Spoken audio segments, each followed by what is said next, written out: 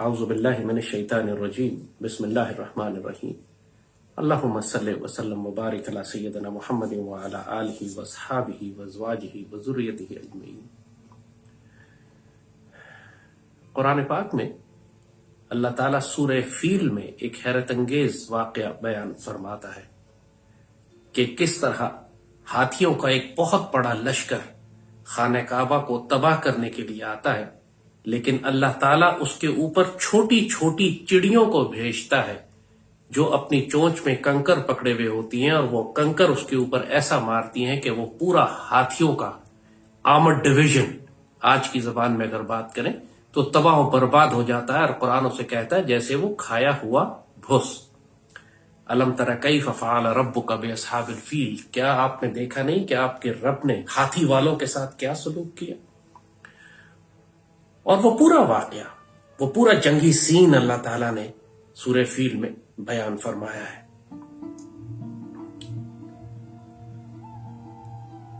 ये एक इतना हैरत अंगेज वाकया है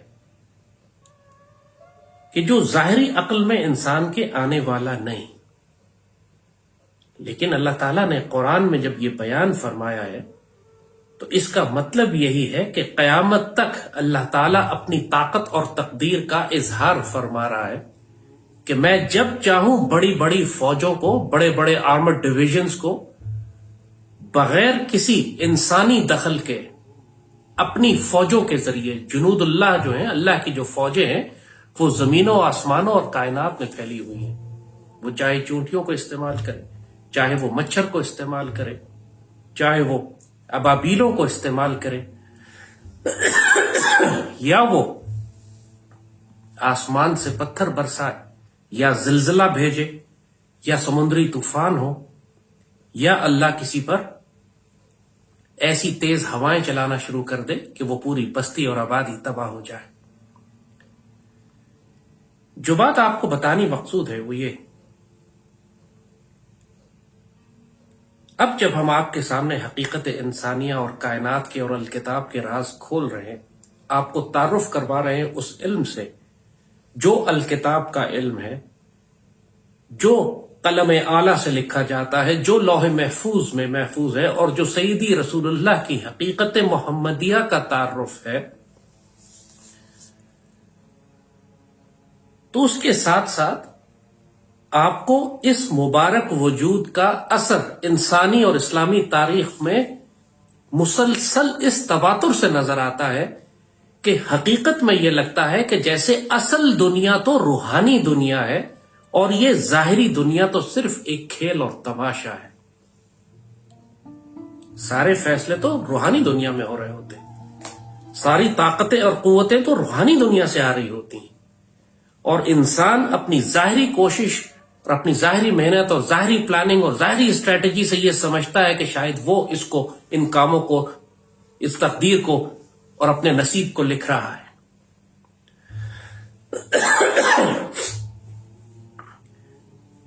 सूरह फील का वाकया सिर्फ वाहिद तो नहीं है कुरान में, इसमें तो अल्लाह ताला ने बता दिया कोई इंसान, किसी इंसान का दखल नहीं था। यह पूरा वाकया तमाम पाकिस्तानी मुसलमान जानते हैं कि जब अब्राहा अपने लश्कर के साथ खाने काबा को तबाह करने के लिए आया तो सईदी रसूलुल्लाह के दादा हजरत अब्दुल मुत्तलिब अब्राहा के पास गए और कहा कि मेरे ऊंट वापस कर दो। उसकी फौजों ने कुछ ऊंट इनके ले लिए थे, तो अब्राहा ने उनसे कहा कि आप खाने काबा के मुतवल्ली हैं, खाने काबा की हिफाजत आपके जिम्मे है और आपको खाने काबा की फिक्र नहीं है और आप अपना ऊंट लेने के लिए आ गए। तो उस पर हजरत अब्दुल मुत्तलिब ने फरमाया था कि ये ऊंट मेरे हैं, इसलिए मैं इनको लेने आ गया हूं। खाने काबा जिस अल्लाह का है वो इतना ताकतवर है कि इस खाने काबा का दिफा कर सके। उनको इतना ईमान था, हालांकि वो इस्लाम इस वक्त आया भी नहीं था। सईदी रसूलुल्लाह की पैदाइश इसी साल हुई, यानी जिस साल ये वाकया हुआ है अब्राहा का, इसी साल सईदी रसूलुल्लाह की पैदाइश हुई। नबूवत तो 40 साल के बाद ऐलान होना है। हजरत अब्दुल मुत्तलिब तो उस वक्त मुसलमान भी नहीं थे और खाना काबा में 360 बुत रखे हुए थे। उसके बावजूद उनका अल्लाह पर ईमान इतना पुख्ता था कि उन्होंने कहा कि यही अल्लाह अपने घर की हिफाजत कर सकता है। और वो अपने ऊंट लेके परे हो गए और फिर अल्लाह ताला ने अपनी वो फौजें भेजी جن کو وہ ابابیل کہتا ہے، چھوٹی چھوٹی چڑیاں ہیں. یعنی آج کے دور کی زبان میں اگر بات کریں تو اللہ نے اپنے اسپرچل F-16 بھیجے جنہوں نے دشمن کے آرمڈ بریگیڈ کو تباہ کر دیا. اس حقیقت سے اب کوئی انکار تو نہیں کر سکتا. کوئی شخص یہ کہے کہ میں روحانیت پہ یقین نہیں رکھتا اور اسپرچل ورلڈ کوئی چیز نہیں ہوتی، اور یہ روحانی دنیا کیا ہوتی ہے، اور الکتاب کا علم کیا ہے، اور وہ کون سا علم تھا جو خضر کے پاس ہے، اور وہ کون سا علم تھا جو سلیمان علیہ السلام کے پاس ہے. جو مرضی کوئی شخص کہتا رہے، لیکن قرآن پاک تمام کا تمام انہی واقعات اور قصص سے بھرا ہوا ہے. سیدی رسول اللہ کی سنت مبارک میں جب آپ دیکھتے ہیں تو جس طرح کہا کہ جہاں ایک ظاہری طور پر پوری حکمت عملی اور اسٹریٹجی دنیاوی لحاظ سے بنائی جاتی ہے، لیکن اصل فیصلے روحانی دنیا میں ہو رہے ہوتے ہیں. پوری سیرت مبارکہ میں آپ کو یہ نظر آئے گا. سیدی رسول اللہ جب ہجرت فرما رہے ہیں، وہ واقعہ آپ کو سنایا تھا کہ کس طرح آپ کفار کے بیچ میں سے آپ سورہ یاسین کی آیتیں پڑھتے ہوئے بیچ میں سے گزر گئے، اور سارے کفار کی فوجیں جو گروہ پورا آپ کو شہید کرنے کے لیے بیٹھا تھا، اللہ نے اس کی آنکھوں پہ پردہ ڈال دیا، وہ بے ہوش ہو گئے اور ان کو نظر ہی نہیں آیا کہ کیا ہوا. سیدی بیچ میں سے نکل کے چلے. پھر جب سیدی کو اور سیدنا ابو بکر کو گرفتار کرنے کے لیے وہ غار ثور کے کنارے پہنچے تو اللہ نے کس طرح وہاں کبوتری کو بھیج دیا اور کس طرح مکڑی کو بھیج دیا. یعنی پوری کائنات کا خزانہ اس وقت اس غار کے اندر موجود تھا. اللہ تعالیٰ نے پوری دنیا جن کے لیے تخلیق کی تھی، وہ مبارک وجود اس وقت اس غار میں تھا، اور ان کی حفاظت کے لیے اللہ نے کیا انتظام کیا؟ ایک مکڑی کا جالا اور ایک کبوتری اپنے 2 انڈوں کے ساتھ. اور اللہ نے انہی طاقتوں سے کام لے لیا جو ظاہر دنیا میں اتنے بے بس اور مسکین. اور سیدی رسول اللہ کی ساری حیات مبارک آپ اٹھا کے دیکھیے، چاہے غزوہ بدر ہو، چاہے غزوہ احد ہو، چاہے اس کے بعد آنے والے تمام واقعات ہوں، چاہے واقعہ معراج ہو، چاہے شق القمر ہو، چاہے کنکریوں کا آپ کے دست مبارک میں بولنا، چاہے وہ لکڑی کا وہ ستون جس سے آپ مسجد نبوی میں ٹیک لگا کر آپ خطبہ دیا کرتے تھے، اور جب فیصلہ ہوا کہ وہاں پہ ایک دوسرا ستون بنا دیا جائے گا تو وہ لکڑی کا تنا رونے لگا. پوری مسجد نبوی میں اس کی آوازیں سنی گئی. تو سیدی نے پھر اس لکڑی کے تنے کو مسجد نبوی کے اندر ہی دفن کر دیا. اور آج بھی جو سیدی رسول اللہ کا مسلح ہے جہاں پہ آپ نماز پڑھا کرتے، وہاں پر وہ ستون، اس کے اندر وہ لکڑی کا تنا دفن ہوا ہے. صحابہ کرام نے اس کے رونے کی آواز سنی. کس طرح سیدی کے پاس جنات تشریف لائے، کس طرح سیدی اپنے آس پاس ملائکہ کو دیکھتے ہیں، کس طرح ملائکہ کی فوجیں نازل ہوتی ہیں بدر میں.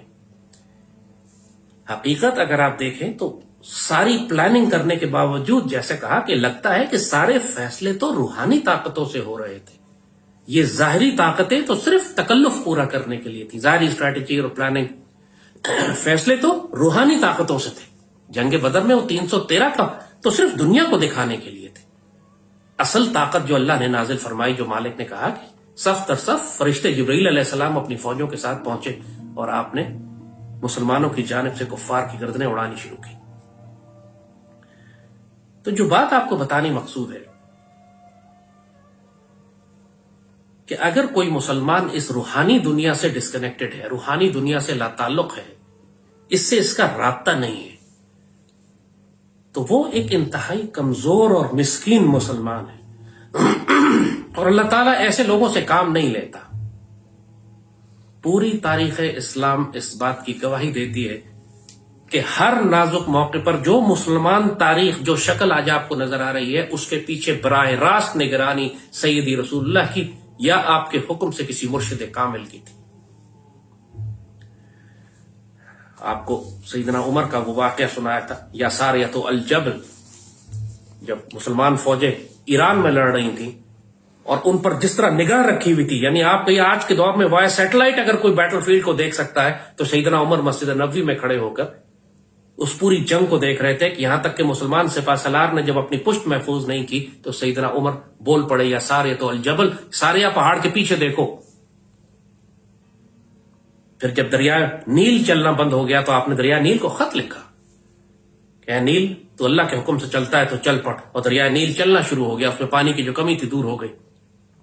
پوری مسلمان امت میں کسی نے مذاق نہیں اڑایا کہ امیر المومنین یہ کیا حرکتیں کر رہے ہیں، آپ دریا کو خط لکھ رہے ہیں. کوئی اسٹریٹجی بنائے، کوئی پلاننگ کرے، کوئی ویدر چینج اور کوئی کلائمیٹ چینج کی بات کرے.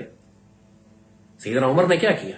خط لکھا، دریا کو ڈالا، دریا چلنا شروع ہو گیا، پوری تقدیر تبدیل ہو گئی مصر کی اور مسلمان سلطنت کی۔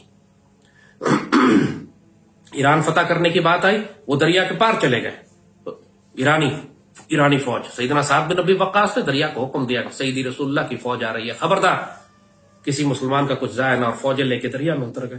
اور وہ تاریخی الفاظ جو ایرانی فوج نے کہے، دیواں آمدن، دیواں آمدن، دیو آ گئے، دیو آ گئے۔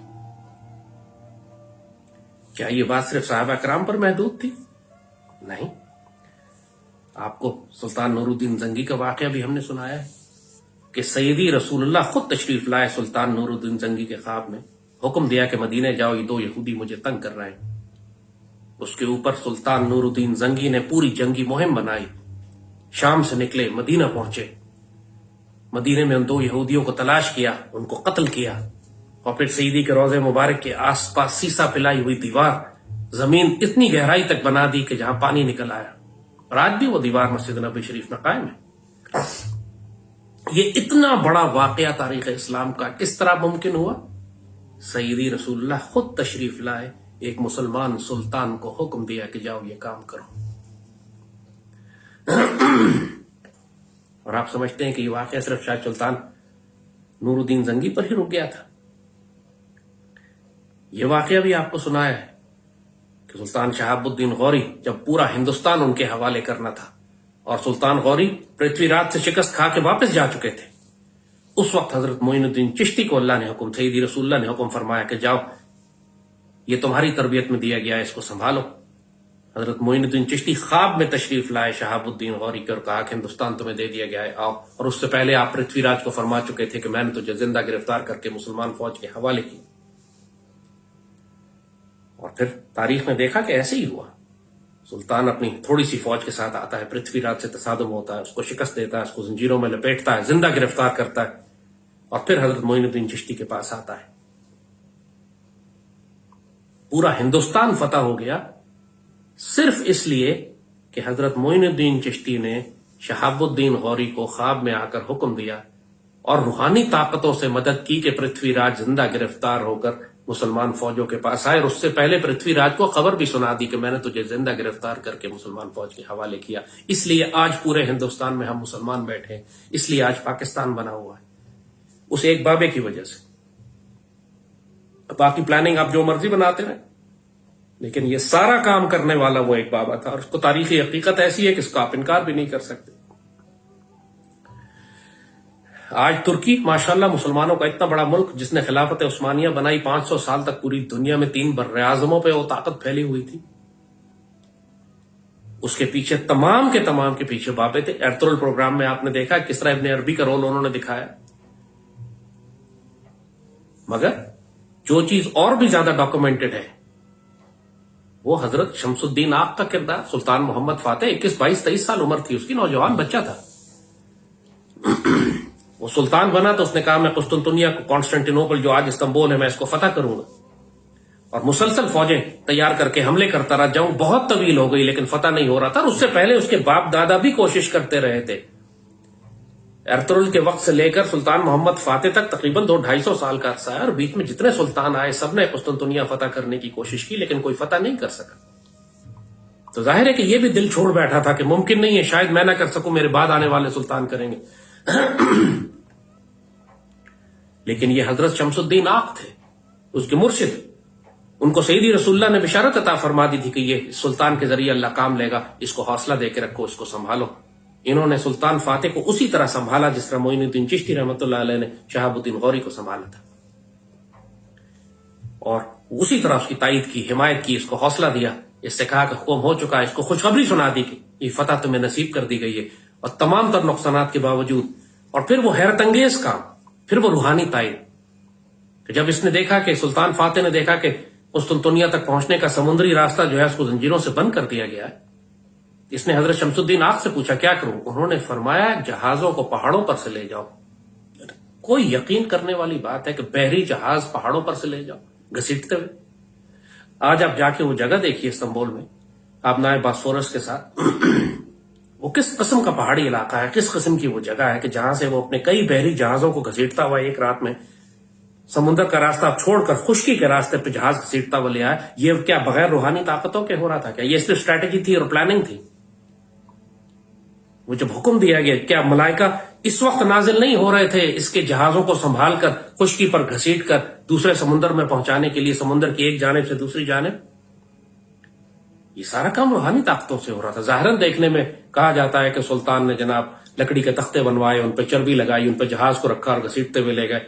لیکن کیا یہ انسانی طاقت کر سکتی ہے یہ سب کچھ؟ آج تک دنیا میں اس کے بعد کوئی نہ کر سکا. آج بھی کرنا چاہیں تو نہیں کر سکتے. اگر بدر میں ملائکہ نازل ہوئے تھے، اگر سیدنا عمر فاروق کے خط سے دریا نیل چل سکتا تھا، سیدنا سعد بن ابی وقاص کے حکم سے دریا، طوفانی دریا جو ہے مسلمان فوجوں کی حفاظت کرتا ہے اور کسی مسلمان کو اتنا بھی نقصان نہیں پہنچاتا کہ مسلمان سپاہی کا پیالہ گم جائے. سیدی رسول اللہ خود تشریف لا کے نور الدین زنگی کو ایک بڑی جنگی مہم کا حکم دیتے ہیں مدینہ شریف پہنچنے کا. حضرت معین الدین چشتی شہاب الدین غوری کے ذریعے ہندوستان فتح کروا دیتے ہیں. یہ سب تاریخ اسلام ہے. تمام مسلمان فوجوں کے پیچھے، تمام مسلمان جنرلز کے پیچھے، تمام مسلمان حکمرانوں کے پیچھے آپ کو براہ راست سیدی رسول اللہ کی موجودگی نظر آئے گی. اور سیدی کے حکم کے تحت سیدی سے وابستہ آپ کے خلیفہ، اولیاء کاملین اور مرشد کاملین، جو روحانی طاقتوں کو استعمال کر کے اس مشن کو مکمل کرواتے ہیں جس کا حکم سیدی رسول اللہ نے دیا ہوتا ہے. اور یہ حضرت شمس الدین آقی تھے کہ جنہوں نے استنبول کی فتح کے بعد حضرت ابو ایوب انصاری جن کے خواب میں آئے اور ان کو بتایا کہ میرا مقام کہاں پر ہے. کیونکہ حضرت ابو ایوب انصاری شروع کے وقتوں میں حضرت امیر معاویہ کے دور میں آپ مسلمان فوجوں کے ساتھ قسطنطنیہ فتح کرنے کے لیے گئے تھے، وہیں آپ شہید ہوئے، وہیں دفن ہوئے، اور ظاہر ہے صدیوں تک کسی کو آپ کی قبر کا پتہ بھی نہیں تھا. 1453 میں تقریباً سمجھے کہ 900 سال کے بعد جب سلطان فاتح نے استنبول فتح کیا تو اس وقت حضرت شمس الدین آق کے خواب میں حضرت ابو ایوب انصاری نے آ کے اپنا مقام بتایا کہ میں یہاں پر ہوں. اور اس کے بعد دیگر صحابہ بھی، تقریباً 22 صحابہ ہیں استنبول میں. آج آپ جائیے، آپ کو 22 صحابہ کی قبریں ملتی ہیں. حضرت ابو ایوب انصاری کی سب سے بڑا مقام ہے، اور اس کے بعد قلعے کی دیواروں کے ساتھ ساتھ جگہ جگہ آپ کو صحابہ کی قبریں ملیں گی.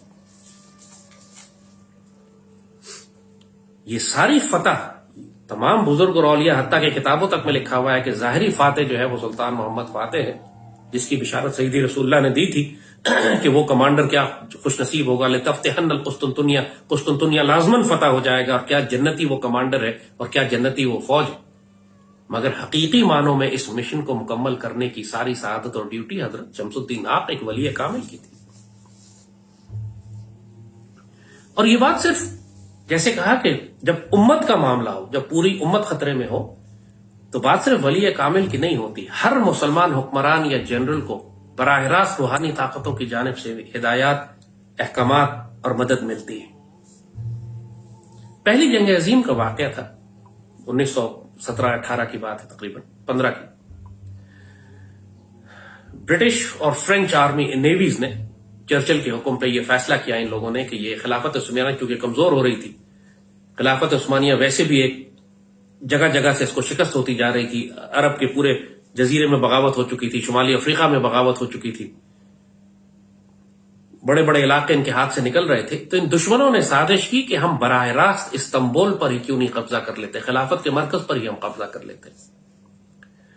اور فرینچ اور برٹش نیوی کے بہت بڑے بڑے جنگی جہاز میڈیٹرینین سی سے، سمندر کے راستے، یہ درہ دانیال سے گزرتے ہوئے مرمرا سی میں داخل ہوتے اور وہاں سے انہوں نے استنبول پر حملہ کرنا تھا. اگر آپ نقشہ دیکھیں اٹھا کے تو وہ پہلے میڈیٹرینین آتا ہے اور اس کے بعد وہ ڈارڈنلز جسے کہتے ہیں، درہ دانیال جو ہے ڈارڈنل سی آتا ہے، اور اس کے بعد وہ چھوٹا سا ایک سمندری راستہ ہے، اور اس کے بعد پھر دوبارہ مرمرا سی کھل جاتا ہے اور اس کے آگے استنبول ہے. اب دشمنوں نے تمام تر جاسوسی کر کے، تمام تر پلاننگ کر کے یہ پتہ انہوں نے لگا لیا تھا کہ صرف اس درہ دانیال کے اوپر ترک مسلمانوں کی توپیں لگی ہوئی ہیں، لیکن سمندر میں کوئی بارودی سرنگ نہیں ہے، اور یہ جہاز بڑی تیزی سے اس کے بیچ میں سے گزر سکتے ہیں اگر یہ ترکوں کی توپوں پر بمباری کرتے رہیں اور ترکوں پر اچانک حملہ کریں.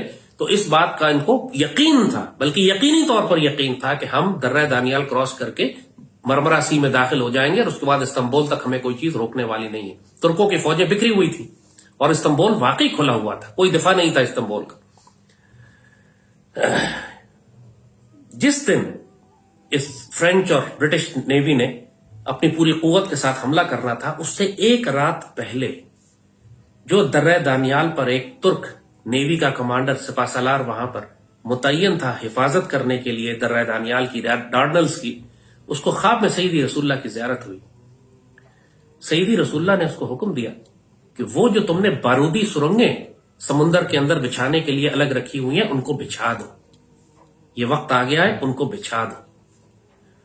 اس جنرل نے جب رات سیدی رسول اللہ کی زیارت ہوئی تو فوراً اٹھا، اور رات ہی کے وقت اس نے اپنا شپ نکالا، اپنی بارودی سرنگ بچھانے والا جو مائن لیئر جو ہے وہ شپ نکالا اس میں ساری بارودی سرنگیں پہلے ہی رکھی ہوئی تھی، اور لے جا کے ان کو درہ دانیال کے اندر ایک لمبی سی تار سے باندھ کر سمندر کے اندر 10 12 15 سرنگوں کو اس نے ایسے بچھا دیا کہ وہ سمندر سے اوپر سے نظر نہیں آتی تھی، سمندر کی سطح سے تھوڑا نیچے ہوتی تھی، اور ایک باریک سی تار کے ساتھ وہ بندھی ہوئی تھی، اور انہوں نے پورا راستہ بند کر دیا. اگلے دن صبح جب پوری قوت کے ساتھ فرینچ اور برٹش نیوی نے حملہ کیا تو سب سے پہلے ان کے آنے والے جہاز جو تھے وہ ان بارودی سرنگوں سے ٹکرانے لگے. پہلا جہاز، دوسرا جہاز، جب وہ جہاز رکے تو پورا حملہ ان کا رک گیا، جب وہ رکے تو پھر ترک توپ خانے کو موقع مل گیا کہ ان رکے ہوئے جہازوں پر وہ ٹھیک سے گولہ باری کر سکے، اور ان کو بھی پھر انہوں نے تباہ کرنا شروع کیا. اور وہ جو دشمن کا پلان تھا کہ ہم تیزی سے گزر جائیں گے بمباری کرتے ہوئے، وہ پورا پلان تباہ و برباد ہو گیا. استنبول اللہ تعالیٰ نے بچا لیا. سیدی رسول اللہ نے براہ راست مداخلت کی استنبول کے دفاع کے لیے، ترکی کے دفاع کے لیے. جنگ کے بعد چرچل نے باقاعدہ بیان جاری کیا. چرچل نے کہا کہ پہلی جنگ عظیم کی تاریخ اور نقشہ تبدیل ہو گیا صرف اس لیے کہ ایک ترک کمانڈر نے رات کی تاریکی میں ایک باریک سی تار کے ساتھ چند بارودی سرنگیں بچھا دی تھی. اللہ اکبر وللہ الحمد. اللہم صلی وسلم مبارک علی سیدنا محمد وعلی آلہ وصحبہ وسلم. سیدی رسول اللہ کی براہ راست نگرانی اور مداخلت مسلمانوں کے معاملات میں یہ قرون اولیٰ کے وقت پر محدود نہیں ہے. چاہے نور الدین زنگی ہوں، چاہے سلطان فاتح ہوں، چاہے سلطان شہاب الدین غوری ہوں، چاہے یہ ترک مسلمان جنرل ہو جس کے ذریعے اللہ نے خلافت عثمانیہ کی حفاظت کی، اس وقت استنبول کی حفاظت کی. اور پھر آپ دور کیوں جاتے ہیں؟ پاکستان پر آئے نا. قائد اعظم 1930 میں جب علامہ اقبال خطبہ الہ آباد دے رہے تھے، جب علامہ اقبال نے یہ بتا دیا، فیصلہ کر دیا، اعلان فرما دیا کہ اللہ نے فیصلہ کر دیا ہے کہ ہندوستان کے اس حصے میں پاکستان میں ایک مسلمان ریاست قائم کی جائے گی جو آنے والے وقتوں میں امت مسلمہ کی قیادت کرے گی، تو اس کے باوجود ظاہر ہے کہ مسلمانوں کو یقین نہیں تھا، کیونکہ ظاہری طور پر کوئی پاسبلٹی تھی نہیں اس بات کی. زیادہ سے زیادہ بات چیت یہی کی جا رہی تھی کہ ہندوستان میں مسلمانوں کے حقوق کی بات کی جائے کہ اگر ایک دفعہ انگریز نکل جاتے ہیں تو ہندو میجورٹی کے مقابلے میں مسلمانوں کو ایک حصہ دے دیا جائے گا اور ہمارے حقوق کی ضمانت دی جائے گی، جو کہ صرف کاغذ پہ ایک ضمانت ہوتی ہے، حقیقت پر ظاہر ہے کچھ نہیں. جو کہ آج ہندوستان میں مسلمانوں کے ساتھ کیا ہو رہا ہے، ہندو کو جب اختیار اور طاقت ملی تو وہ کس وعدے کی پابندی کرتا ہے. قائد اعظم 1930 میں مایوس ہو کے ولایت چلے گئے. آپ نے وہاں پہ اپنی پریکٹس شروع کر دی، اور آپ وہاں کے بہت بڑے بیرسٹر تھے جو پورے برٹش امپائر کے کیسز آتے اور آپ ان کو دیکھتے، اور آپ وہاں پہ آپ نے بڑا محل خریدا وہاں پہ، اور آپ کے انگریز آپ کے ملازم تھے، اور انگریز آپ کا ڈرائیور تھا، اور انگریز آپ کا کک تھا. یعنی آپ بڑی شان سے رہتے تھے وہاں. یعنی آپ اس زمانے میں ہندوستان کا کوئی شخص خواب میں سوچ بھی نہیں سکتا تھا کہ برطانیہ جا کے اس کو اتنی عزت دی جائے کہ برٹش گورنمنٹ یہ سوچ رہی تھی کہ قائد اعظم کو اپنے کسی کالونی میں، پوری دنیا میں جو ان کی کالونیز تھی، کسی کالونی کا وائسرائے لگا دیا جائے. ایسے میں قائد اعظم نے یہ واقعہ بعد میں خود سنایا کہ رات ان کو اپنے کمرے میں ایک موجودگی کا احساس ہوا، کسی بابرکت وجود تھی کمرے میں، روشنی، نور، خوشبو. اور قائد اعظم جب اٹھے تو اس بابرکت وجود نے ان سے براہ راست بات کی. قائد اعظم نے ان کو دیکھا اور انہوں نے قائد اعظم سے تعارف کروایا کہ میں آپ کا نبی ہوں، میں آپ کا رسول ہوں صلی اللہ علیہ وسلم، اور آپ کے ذمہ ڈیوٹی لگائی جا رہی ہے کہ آپ ہندوستان جائیں، وہاں سے آپ سے کام لیا جائے گا. قائد اعظم نے یہ بات بعد میں آ کے اپنے تمام رازدار دوستوں کو بتائیں، کتابوں میں لکھی ہوئی ہیں، بڑے بڑے علماء نے اس کا ذکر کیا ہے. قائد اعظم کے ڈاکٹر، خاص طور پر ڈاکٹر ریاض اور دوسرے کرنل ڈاکٹر الہی بخش، جو آپ کے اسپیشلسٹ ڈاکٹرز تھے جن کے ساتھ زیارت میں آپ نے وقت گزارا، ان سب کے ساتھ قائد اعظم نے یہ باتیں کی ہیں، کتابوں میں لکھی گئی ہیں، ڈاکومنٹڈ ہیں. اور یہ بات خود علامہ اقبال نے بھی فرمائی کہ میں قائد اعظم کو قائل کرنے کی کوشش کر رہا تھا کہ آپ ہندوستان واپس آئیں. جب پہلی گول میں اس کانفرنس میں، دوسری گول میں اس کانفرنس وغیرہ میں آپ انگلستان گئے ہیں تو وہاں پہ آپ نے دیکھا ہے کہ وہاں علامہ اقبال اور قائد اعظم ساتھ ساتھ بیٹھا کرتے تھے، اور قائد اعظم انتہائی عزت کرتے تھے علامہ اقبال کی. اور آپ نے فرمایا تھا کہ ہر تحریک کے پیچھے ایک آئیڈیالوگ ہوتا ہے، اور تحریک پاکستان کے پیچھے آئیڈیالوگ علامہ اقبال ہے. اور پھر 1940 کی ریزولوشن پاس ہونے کے بعد بھی آپ سب سے پہلے وہیں پہ مینار پاکستان والی جگہ سے آپ سیدھا علامہ اقبال کے مزار پر آئے تھے جو بادشاہی مسجد کے سامنے ہے، اور آپ نے یہی فرمایا تھا کہ آج ہم نے وہی کر دیا جس کا آپ نے مجھے حکم دیا تھا. تو قائد اعظم کو جب زیارت ہوئی سیدی رسول اللہ کی اور حکم ہوا کہ آپ ہندوستان جائیں، اس کے بعد آپ ہندوستان تشریف لائے 1932-33 کے بعد. ایکچولی اگر آپ دیکھیں تو قائد اعظم کا کردار مسلمانوں کی سیاست میں آپ کے انگلستان سے واپس آنے کے بعد شروع ہوتا ہے. جو اللہ نے تائید اور برکت آپ کو دی، جو آپ کو ایک ناممکن کام آپ کے حوالے کیا گیا، جس طریقے سے یعنی کوئی سوچ بھی نہیں سکتا تھا 1940 تک جب پاکستان ریزولوشن پاس ہوئی ہے کہ 7 سال کے اندر ہم ایک بر اعظم کو کاٹ کے بیچ میں سے ایک الگ ملک نکال لیں گے. کوئی خواب میں بھی نہیں سوچ سکتا تھا. ہندو اس کو مذاق سمجھتے تھے، سکھ مسلمانوں کا مذاق اڑاتے تھے، انگریز سیریس نہیں لے رہے تھے اس بات کو. لیکن یہ ناممکن کیسے ہو گیا؟ اگر سیدی رسول اللہ کی تائید اور حمایت اور روحانی طاقتیں نہ ہوتی. اور اس بات کا ذکر خود قائد اعظم نے اپنے ڈیتھ بیڈ پہ فرمایا، جب آپ کا انتقال ہونے لگا تھا تو آپ نے فرمایا یہ کہ مجھے یقین ہے کہ اس پاکستان کا قیام اگر اس میں فیضان نبوی شامل نہ ہوتا، سیدی رسول اللہ کی براہ راست نگاہ اور نگرانی نہ ہوتی، تو یہ پاکستان کبھی نہ بنتا. اور اب یہ مسلمانوں کی ذمہ داری ہے کہ اس کو خلافت راشدہ کے نمونے پر بنائیں، جس طرح کہ اللہ نے ان سے وعدہ کیا ہے کہ اگر یہ اس پر کریں گے تو اللہ ان کو پھر 2 جہانوں کی عزت عطا فرمائے گا. کم و بیش یہی مفہوم ہے. لکھے ہوئے ڈاکٹر اسرار نے بھی اس کو کئی دفعہ اپنے خطبات میں، لیکچرز میں ذکر کیا، کتابوں میں لکھے ہوئے ہیں. قائد اعظم نے ایک بڑی خوبصورت بات اور بھی فرمائی، اور یہ آج کے پاکستانیوں کے لیے بڑی حوصلے اور امید کی بات ہے. قائد اعظم نے فرمایا، جس کا مفہوم ہے کہ کم و بیش فرمایا کہ میرا کام پاکستان کی تعمیر تک تھا. یہ اللہ کا احسان ہے کہ میں نے اس پاکستان کو دیکھ لیا اور میں ایک آزاد ملک میں اپنی جان دے رہا ہوں. کیونکہ ایک وقت تھا کہ ان کو شک تھا، کیونکہ بیماری بھی تھی، اور ان کو شک تھا کہ شاید اگر پاکستان نہ بنا تو میں کہیں اس سے پہلے فوت نہ ہو جاؤں اور پاکستان پھر نہ بنتے نہ دیکھ سکوں، پر نہ جانے اس کے بعد مسلمانوں کی قیادت کون کرے گا. یہ بہت خوف تھا ان کو. ظاہر ہے اس باپ کی طرح جو بوڑھا ہو چکا ہو، بچے چھوٹے ہوں، اور اسے خوف ہو کہ اگر میں مر گیا تو بعد میں میرے بچوں کا کیا بنے گا. قائد اعظم امت کے بارے میں اسی طرح پریشان تھے. تو جب پاکستان بن گیا تو آپ کو اس کا بہت اطمینان تھا. آپ نے فرمایا کہ میں اب تھک گیا ہوں، میں اب آرام کرنا چاہتا ہوں. مجھے یہ اطمینان ہے کہ الحمدللہ ایک آزاد ریاست کے اندر میں جا رہا ہوں، اور اس پاکستان کو بنانے کے لیے جس سیاست اور پالیٹکس اور ڈپلومیسی کی ضرورت تھی وہ اسکل میرے پاس تھا. لیکن اب اس ریاست کو بچا کر رکھنے کے لیے جس جنگی حکمت عملی کی اور ڈیفنس کی اور اسٹریٹجی کی اور پلاننگ کی ضرورت ہے اور جنگوں کی ضرورت ہے، وہ علم میرے پاس نہیں ہے. اللہ ایسا مرد مجاہد اس قوم کو آنے والے وقتوں میں دے گا جو یہ ڈیوٹی کر سکے. اللہ اکبر وللہ الحمد. قائد اعظم یہ بہت اچھی طرح جانتے تھے کہ اس پاکستان کی حفاظت کرنے کے لیے ہم کو مسلسل حالت جنگ میں رہنا پڑے گا. لوگ آج بات کرتے ہیں، تنزیہ کہتے ہیں کہ پاکستان جب سے بنا ہے اس وقت سے نازک حالت میں. حقیقت ہے کہ ہم نازک حالت میں. ہم کیوں نہ ہوں نازک حالت میں، جب پوری دنیا کے دشمن ہمیں ہر وقت ختم کرنے کے لیے ہمارے اوپر حملے کرتے رہتے ہیں، چاہے نظریاتی حملہ ہو، چاہے معاشی ہو، چاہے معاشرتی ہو، چاہے مذہبی ہو، چاہے عسکری ہو، چاہے دہشت گردی ہو. پاکستان کی ریاست کو ایک لمحے بھی یہ فرعون اور یہ دجال اور یہ مشرک اور یہ یہود اور حنود اور خوارج چھوڑ نہیں سکتے. اور اسی لیے پاکستان قائد اعظم نے یہی فرمایا کہ ہمیں ایسا حکمران چاہیے جو جنگی حکمت عملی بھی جانتا ہو. اسی لیے آپ نوٹ کریں گے کہ اللہ تعالیٰ نے بھی جو پاکستان سے بہتر خدمت لی ہے پاکستان کی، تو فوجی سپہ سالاروں سے لی ہے، چاہے ایوب ہوں یا ضیاء ہوں. سیاستدانوں نے تو پاکستان کو تباہ و برباد کیا. کوئی ایک سیاستدان پاکستان میں بتا دے جس نے پاکستان کی خدمت کی ہو. یہ تعصب کی بات نہیں ہے، یہ جمہوریت اور سیاست کی بحث نہیں ہو رہی. یہ صرف حقیقت کی بحث ہو رہی ہے کہ پاکستان کی خدمت اللہ نے کس سے زیادہ لی ہے. سیاستدانوں سے تو کوئی خدمت نہیں لی، مکمل تباہی. پاکستان کی کون سی پولیٹیکل پارٹی ہے جس نے پاکستان کی خدمت کی ہو اور جس کے حکمران پاکستان سے وفادار ہو؟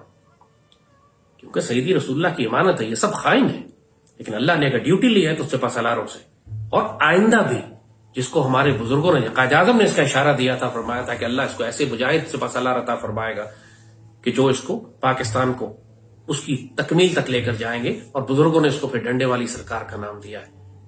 ایسی طاقتور مسلمان حکمران، چاہے وہ سویلین ہو یا فوجی، لیکن وہ تلوار ہاتھ میں ضرور رکھے گا اور جنگی حکمت عملی سمجھے گا. اس پاکستان کے بنانے میں اللہ تعالیٰ نے جس طرح، آگے یہی بات جو آپ کو بتا رہے ہیں کہ سیدی رسول اللہ کی براہ راست نگرانی میں یہ پاکستان بنا ہے.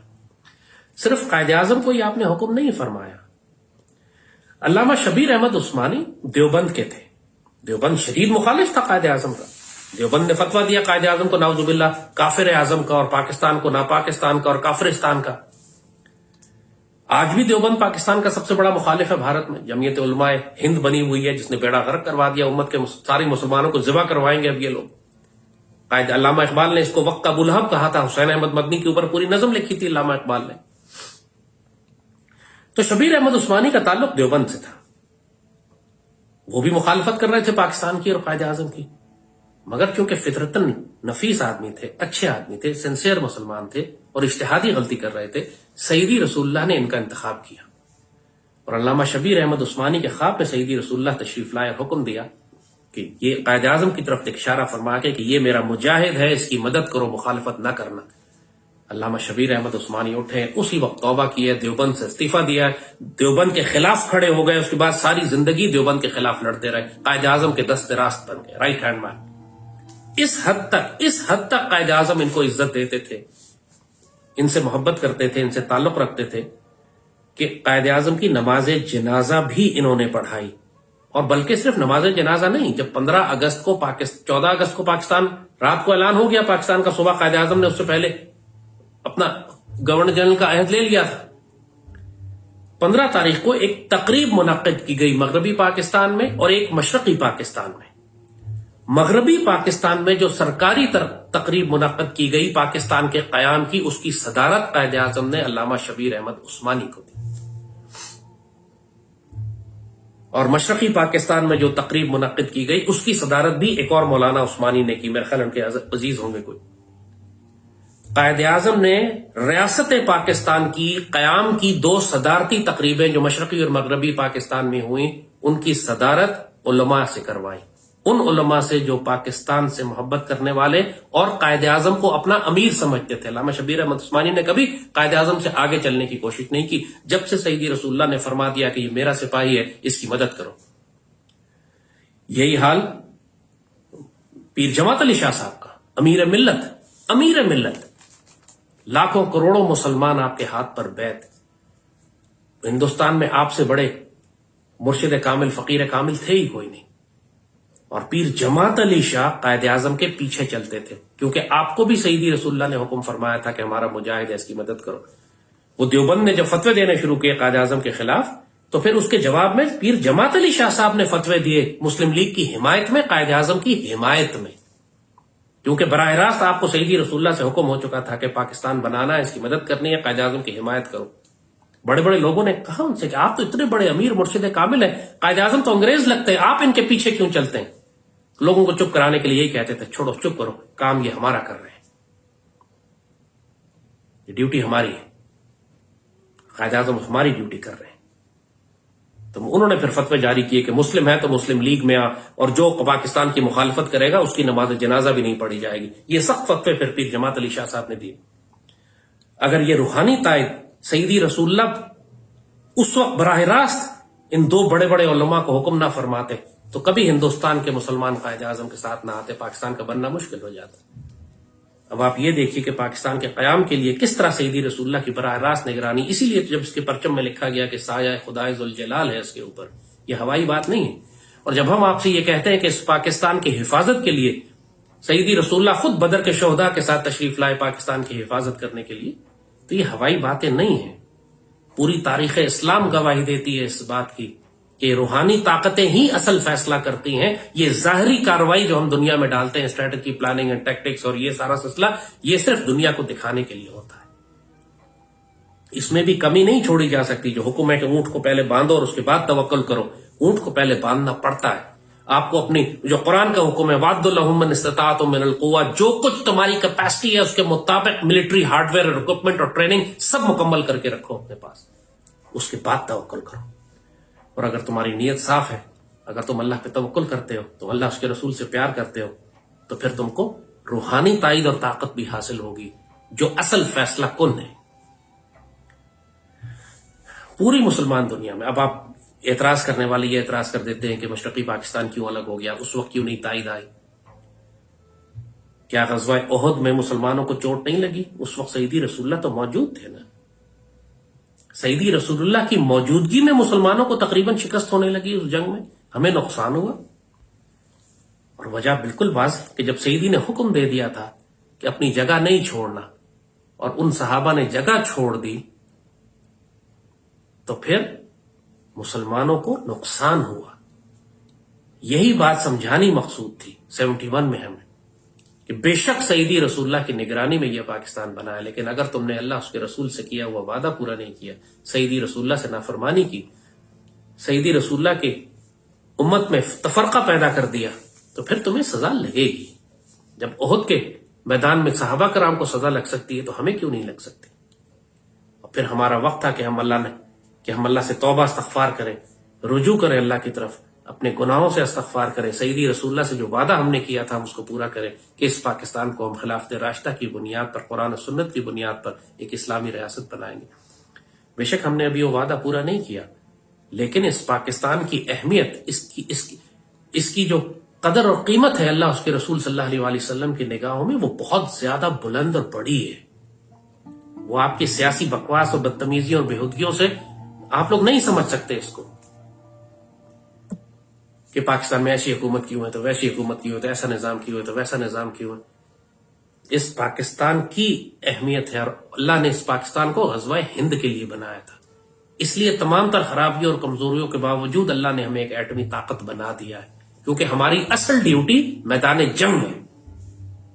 ہماری اصل ڈیوٹی ایک اکنامک پاور بننا نہیں ہے، ہماری اصل ڈیوٹی ایک اسلامک آئیڈیالوجیکل ملٹری پاور بننا تھی. ہمیں اپنی اسلامی نظریہ اور مسلم دنیا کی قیادت کرنا تھی، جرأت اور طاقت اور دلیری اور شجاعت کے ساتھ. لیا جائے گا تجھ سے کام دنیا کی امامت کا. قومیں اس طرح نہیں بنتی کہ ان کی اکانومی مضبوط ہوتی. خلفائے راشدین کی کون سی مضبوط اکانومی تھی کہ انہوں نے پرشین اور رومن امپائر کو فتح کر کے پوری دنیا میں سب سے بڑی اسلامی ریاست قائم کی؟ اس سے پہلے افغان طالبان کی کون سی اکانومی مضبوط تھی کہ پہلے انہوں نے سوویتس کو پھر امریکنز کو شکست دی؟ جب ہم پاکستان کے مسلمان بڑے ایمان سے خارج ہو جاتے ہیں اس وقت ایسی بات کرنے والا جو یہ کہتا ہے کہ ہم کشمیر کے مسلمانوں کی کیسے مدد کریں، فلسطین کے مسلمانوں کی کیسے مدد کریں، ہماری تو اکانومی کمزور ہے، یہ بات کرنے والا اس وقت ایمان سے خارج ہوتا ہے. اور ہماری امت کے حکمرانوں کا یہی عالم ہے. کیا میں حملہ کر دوں؟ امت رسول کی عزت لٹ گئی، لوگ کہتے پھرے کیا میں حملہ کر دوں؟ War is not an option. War is the only option. Quaid Azam جیسے شخص نے بھی جب یہ دیکھا کہ انگریزوں نے انکار کر دیا ہے پاکستان پر آنے سے، تو آپ نے ڈائریکٹ ایکشن ڈے کا حکم دیا کہ چھریاں نکالو، حملے کر دو ہندوؤں پہ. پورے ہندوستان میں شدید قتل و غارت ہوئی. آپ پڑھے نا، تاریخ نکالیں، ڈائریکٹ ایکشن ڈے کیا تھا قائد اعظم کا 1946 میں. قائد اعظم نے باقاعدہ اعلان جنگ کر دیا. ایک وقت ہوتا ہے جب آپ کو جنگ اس لیے کرنی پڑتی ہے کہ اپنی عزت اور غیرت اور آبرو کے دفاع کے لیے اس کے علاوہ اور کوئی راستہ باقی نہیں رہ جاتا. جب جنگ لازم ہو تو مقابل نہیں دیکھے جاتے. یہ نہیں دیکھا جاتا کہ میں جنگ جیتوں گا یا ہاروں گا، یہ دیکھا جاتا ہے کہ میں اپنی عزت اور غیرت کے لیے کھڑا ہوا کہ نہیں. جب چنگیز خان کی فوجیں پوری مسلم دنیا کو منگولیا سے لے کر مصر تک پہنچ گئیں تباہی مچاتے ہوئے، بغداد کو دھیڑ کے رکھ دیا، یہ سب کچھ آپ نے تھوڑا بہت ایرتغرل ڈرامے میں دیکھا ہے کہ منگول کس طرح پوری مسلمان دنیا کو تباہ کر رہے تھے. تو بیچ میں ان کو کبھی شکست نہیں ہوئی تھی، اور ایک فوج ان کی آ کے مصر کے دروازے پر کھڑی ہو گئی، اور عین الجالوت کے مقام پر، وہ تاریخ اسلام کی ایک بہت مشہور جنگ ہے، جنگ عین الجالوت کہتے ہیں اس کو. سلطان رکن الدین بیبرس مسلمان مصر کے حکمران تھے جو کمانڈ کر رہے تھے اس مسلمان چھوٹی سی فوج کو، اور آگے تاتاریوں کی فوج تھی. اور تاتاریوں نے کہا تھا کہ اگر ہم اس جنگ میں جیت گئے، ہم مسلمانوں کو شکست کر کے ہم سیدھا مدینہ آئیں گے اور ہم اسلام کی جڑ ہی نکال دیں گے ایک دفعہ، تاکہ مسلم دنیا اسلام ہی ختم ہو جائے. کیونکہ اب کوئی مسلمان فوج پوری مسلم دنیا میں باقی نہیں رہی تھی جو تاتاریوں کو روک سکتی. وہ مدینے کے दरवाजे तक आ गए थे, मिस्र के दरवाजे तक आ गए और वहां से सीधा उन्होंने, उस वक्त सुल्तान रुकनुद्दीन बैबरस ने अपनी फौज को जब खिताब किया था तो क्या कहा था? कहा था देखो हमारे सामने सिर्फ दो ही रास्ते, या तो हम कामयाब हो जाएंगे या हम सारे शहीद हो जाएंगे। दोनों सूरतों में हमारी कौम हमें मलामत नहीं करेगी और हम अल्लाह के आगे कामयाब होंगे। यह होता है कमांडर। और उसके बाद जिस बेजिगरी से वो फौज लड़ी है तातारियों के साथ, तातारियों को शिकस्त दी गई उस मैदान जंग में, और वो पहली शिकस्त थी तातारियों की जो कई सालों में उनको हुई है, और पहली मुसलमान फौज जिसने उनको बाकायदा शिकस्त दी सुल्तान रुकनुद्दीन बैबरस, और उनकी ये तकरीर कि हमारे सामने दो ही रास्ते हैं, या हम कामयाब होंगे या शहीद हो जाएंगे। दोनों सूरतों में हम अल्लाह के आगे सुरखरू हैं और हमारी कौम हमारी इज्जत करेगी, हमें इल्जाम नहीं देगी बुजदली और बगैरती का। ये होते हैं हुक्मरान। उनकी भी रूहानी तायद मदद की गई थी, जाहिर है, वरना ज़ाहरी वसाइल तो थे ही नहीं तातारियों का मुकाबला करने के लिए। जिस तरह पाकिस्तान अल्लाह ने रूहानी तायद से बनाया है, इस तरह पाकिस्तान की हिफाजत रूहानी तायद से की जा रही है। ये किस्से कहानियां नहीं हैं कि सईदी रसूलुल्लाह और असहाब बदर और औलिया अल्लाह और मलाइका जो है 65 की जंग में दुश्मन के खिलाफ हमारी जानिब से लड़ते हुए दुश्मनों ने भी देखे और हमने भी देखे। इस पाकिस्तान को अल्लाह ने किसी मकसद से बनाया है। जब तक वो मकसद पूरा नहीं होगा अल्लाह इस पाकिस्तान की हिफाजत करेगा, और वो मकसद गज़वा हिंद भी है और फतेह बैतुल मक़दस भी। पाकिस्तानी कौम को इतनी बड़ी खुशनसीबी सईदी रसूलुल्लाह देना चाहते हैं, और कैसे बदनसीब लोग हैं यहां पर कि जो ये कहकर सारी दो जहानों की खैर और खजाने को रद्द कर देते हैं कि हमारी मईशत कमजोर है। इन्ना लिल्लाहि व इन्ना इलैहि राजिऊन। अस्तग़फिरुल्लाह रब्बिल आलमीन। थोड़ी सी गैरत दिखाएं तो मईशत के दरवाजे भी खुल जाएंगे। अल्लाह फरमाता है कि मन यत्तक़िल्लाह यजअल लहू मख़रजन व यरज़ुक़हु मिन हैसु ला यहतसिब। जो अल्लाह से तक़वा और इश्क़ और मोहब्बत और अदब का रास्ता इख्तियार करता है, अल्लाह उसके लिए मखरज निकालता है, रास्ते निकालता है, और उसको ऐसी ऐसी जगहों से रिस्क देता है जहां से उसको गुमान भी नहीं है, वो सोच भी नहीं सकता, अल्लाह उसको रिस्क देने लगेगा।